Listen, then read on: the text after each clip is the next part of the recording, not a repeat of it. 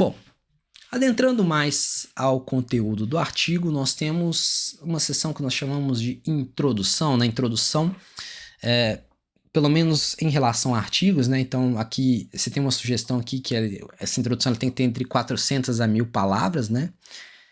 Esses números, se eu não me engano, eu obtive isso, foi de uma revisão sistemática, né? Quando eu li, assim, já avaliou mais de 600 artigos, né? Então, a gente viu que boa parte deles tinha introduções desse tamanho, né? Para artigos científicos, né? Claro que se você está fazendo um TCC, uma tese, uma dissertação, isso vai ser uma quantidade maior de palavras, né? Então, vai ser bem mais páginas. Mas em artigos, você tem que escrever isso de uma forma mais resumida, né? Bom, nessa sugestão aqui nós trazemos a proposta de você dividir a sua introdução em 4 partes, né? Uma breve contextualização do estudo, né? Então, do que se trata aquele estudo, né? Qual que é a área que está sendo abordada e tal. Uma descrição de um problema, né? Que ainda não foi solucionado, né? Então, você apresenta uma lacuna, né? Um problema em si, né? Uma coisa que não foi resolvida ainda, ok? E aí, aqui que se difere da introdução do resumo, né? Porque na introdução você descreve mais o estado da arte, né? Então, quais são as soluções que foram propostas por outros autores, né? Então, outros autores abordaram tal, mas aí você tem que ressaltar problemáticas desses outros estudos, né? Por que eles não conseguiram resolver por completo o problema? Ou então, se eles resolveram por completo, não faria sentido você escrever, você produzir aquilo, né? Então, você tem que justificar o seu trabalho, por que o seu trabalho é necessário, né? Por que os outros fizeram algo e por que o deles não é suficiente para concluir aquela área de pesquisa, né? Para resolver o problema. E aí, por fim, na sua introdução, você tem que apresentar rapidamente a sua proposta, né? Descrevendo o que você vai fazer, né? Neste estudo será apresentado um novo método para tal. Por que você vai fazer aquilo, né? Justificativa, né? Não precisa entrar em muitos detalhes sobre como você vai fazer, porque vai ter uma seção só para isso, e esta seção é a seção de materiais e métodos, né? Bom, nesse caso a gente está falando de artigos, né? Mas em relação a teses, a dissertações, a TCCs, né? Você pode dividir a introdução em 2 formas, né? Então você pode ou separar ela do referencial teórico ou unir ela ao referencial teórico. Nesse caso aqui, ó, eu estou unindo ela ao referencial teórico, né? Nesse caso, por exemplo, contextualização você está incluindo, vai incluir aqui referências aqui dentro, vai incluir o problema, vai incluir o estado da arte, tudo você tem que trazer referências e descrever de uma maneira única, numa sessão única, tudo isso. Então, isso é uma forma de você construir a sua introdução. Outra forma é você separar a introdução do referencial teórico.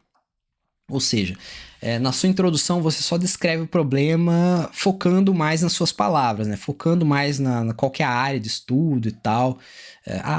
Nessa área de estudo, área de pesquisa tal, foi feito isso e isso e tal, o que a gente espera fazer e descrever de uma maneira separada a introdução do seu trabalho.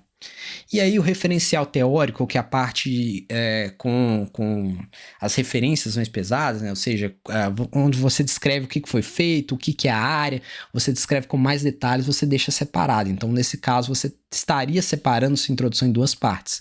Ou seja, uma introdução inicial, que é mais rápida de ser lida, né? Para os seus leitores já lerem, entenderem o contexto geral da pesquisa, né? E o referencial teórico, a qual eles vão poder ler e rever o que você falou anteriormente, mas com mais detalhes, com mais informações de outros lugares que eles possam obter essas informações. Então, são 2 estratégias válidas para você escrever a sua introdução. Ok? Você vai utilizar a maneira que você achar melhor, ou então utilizar o que é mais utilizado no seu grupo de pesquisa, ou então para o local onde você vai submeter esse trabalho, né? Na questão de artigos, isso é muito usado, por exemplo, na ciência da computação, né? Quando eles separam, por exemplo, a parte de introdução da parte de estado da arte, né? Da parte de referencial teórico, né? Então, eles separam isso em seções, né? E isso é muito utilizado em ciência da computação, por exemplo. Voltando aqui à introdução, né? Tem até uma brincadeira aqui que eu vi aqui num site até um site de humor, né? Muita gente se pergunta, mas quantas referências eu coloco no meu artigo, né?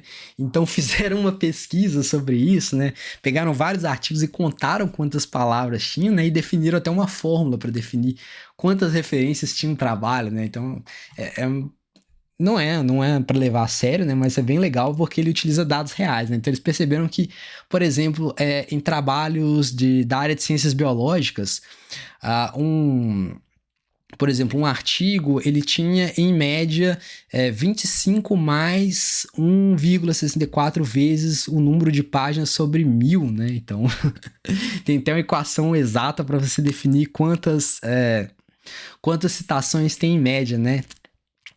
Total de referência, por exemplo, um texto com 20 mil palavras, ele apresenta mais ou menos 59 referências, né? Então, tá aí um número, não é obrigatório, isso é só uma brincadeira, tá, gente? Mas isso são dados reais, tá? Então, assim, você deve utilizar como citações a quantidade de citações que você julgar necessário para o seu trabalho, para explicar todo o estado da arte da sua pesquisa, né? Então, deve-se levar isso em consideração. Mas, assim, não, você pode escrever coisas com base na sua própria perspectiva do campo, né? Mas sempre considerando referências, né? E assim, adicionar de acordo com o gosto, né? De acordo com o que você achar aceitável, né? Então, vai variar muito de trabalho para trabalho isso, ok? Bom, na escrita da introdução aqui trago umas últimas dicas básicas finais, né? Então, escreva o máximo de informações com a mínima quantidade de palavras, né? Então, é uma regra importantíssima se sempre escrever de forma clara e concisa, ou seja, conciso é muito importante. É muito importante você não escrever coisas, não enrolar no seu texto, né? Então, muitas vezes a pessoa acha, trabalho acadêmico tem que ter muitas páginas, tem que ter muito texto. Não é assim. É sempre escrever o máximo possível com a mínima quantidade de palavras, ok? Sempre direto ao assunto.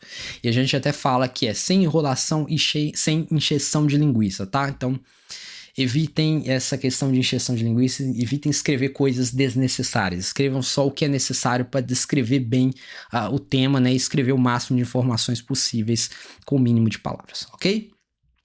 Outra dica aqui é uma informação por frase, né? Então evitem frases longas, né? Eu conheço gente que escreve parágrafos, escreve uma página inteira só com uma frase e vai separando tudo com vírgula, e aí na hora que você vai ler isso, fica muito complicado, porque você tem muitas informações conectadas, né? Então sempre não, né? Sempre que possível, né? Na maior parte das vezes, opte por escrever de uma maneira mais simplificada, opte por escrever usando frases curtas, usando frases mais simples, né? Geralmente frases entre 10 a 20 palavras, né? Muitas vezes são recomendados, né? Até para algumas ferramentas, né? Isso facilita tanto para você, na hora que você tá escrevendo, de evitar de escrever errado, quanto para os seus leitores na hora de ler, né? Então, frases mais curtas vão facilitar a leitura e a compreensão do seu texto, porque o importante não é a escrita, né? Então, o importante é a compreensão do método e a discussão da parte científica, ok? Então, essa é uma dica básica. Bom, voltando ao nosso trabalho, né? Então, nós temos aqui num trabalho acadêmico nós temos a seção de objetivos, né? Essa seção não é presente nos artigos, né?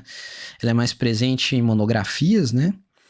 E, em geral, nós dividimos essa seção em duas subseções, né? Uma seção com objetivo geral, em que você coloca um parágrafo que você descreve bem a sua pesquisa, né? Qual que é o objetivo geral da sua pesquisa, né? Uma frase única com o objetivo da pesquisa, né? E uma outra subseção com os objetivos específicos, né? Muitas vezes os objetivos que você espera concluir para a realização desse objetivo geral, né? Então, geralmente são subtópicos, né? E alguns desses objetivos são necessários, não estão diretamente relacionados ao tema, mas eles podem ser necessários para a conclusão, para que você chegue a ter esse objetivo geral, né? Então, é importante você descrevê-los aí, né? E é importante que muitas vezes a pessoa promete coisas aqui nos objetivos específicos e não cumpre, não mostra nos resultados. Então, todos os objetivos que você apresentar aqui, eles têm que aparecer na seção de resultados e discussão.